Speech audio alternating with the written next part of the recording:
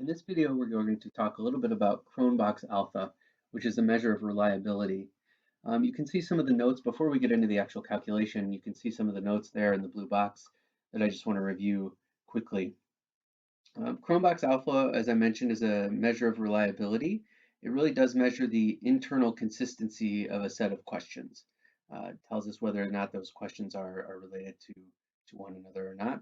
It's commonly reported in technical manuals for any assessments that you might use.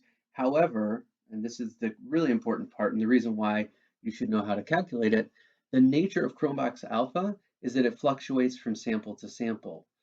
So even if the assessment was created and validated, or the reliability was measured when the manual was put together, it's really important that after you have a subset of your population go through the assessment, that you also conduct an analysis, this Chronbach alpha, in order to see what is the internal consistency and reliability of the instrument.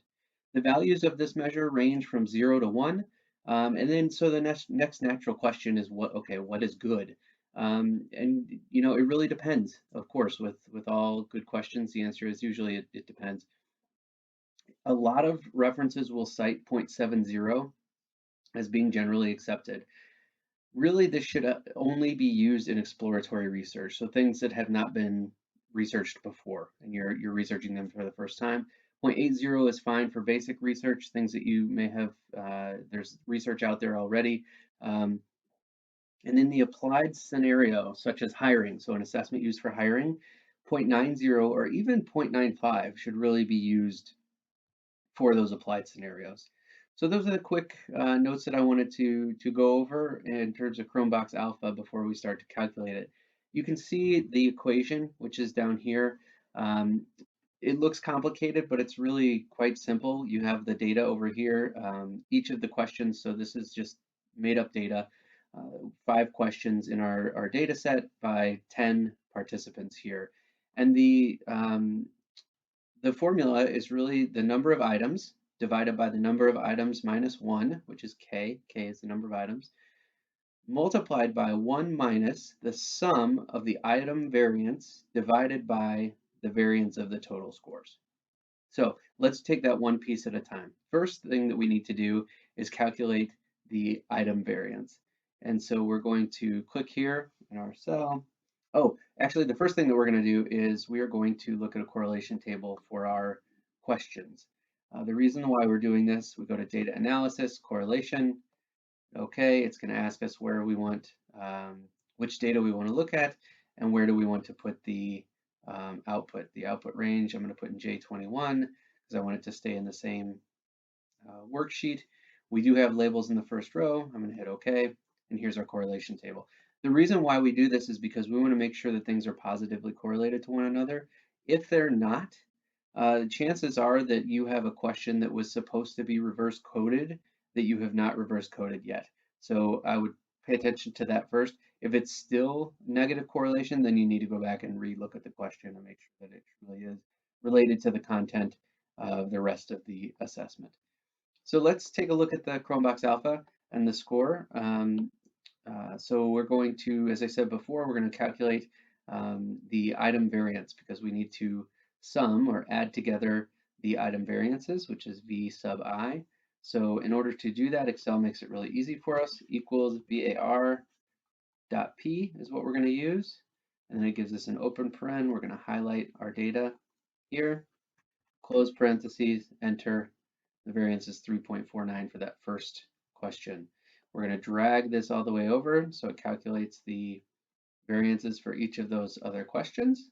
The other thing that we need to do is the variance of the total scores.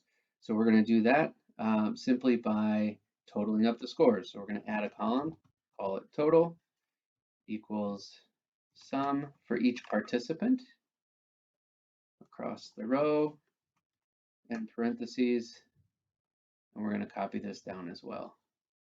So now we have the total scores, and what we need to do here is calculate the variance in the total scores. So let's put the variance for the total scores. Actually, we'll come down here and we'll type these items in here. So K We know that that's 5 because there are the five items, 1, 2, 3, 4, 5. So the answer there is 5.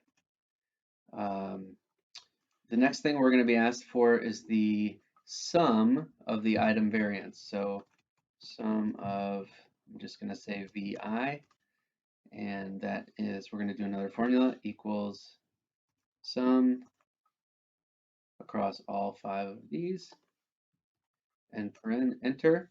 And then the variance of the total scores, we're just going to call this VT, equals var.p again.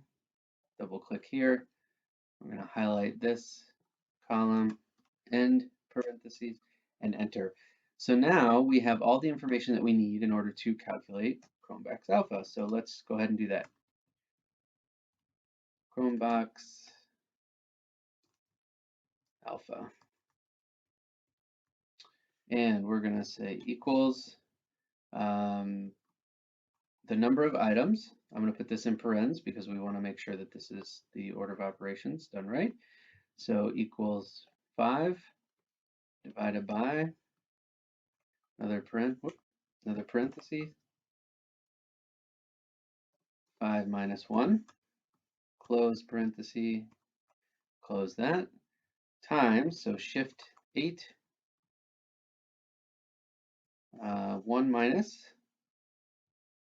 we'll put that in parentheses as well, 1 minus, and then the sum of the item variance, which is item variance divided by the variance of the total scores.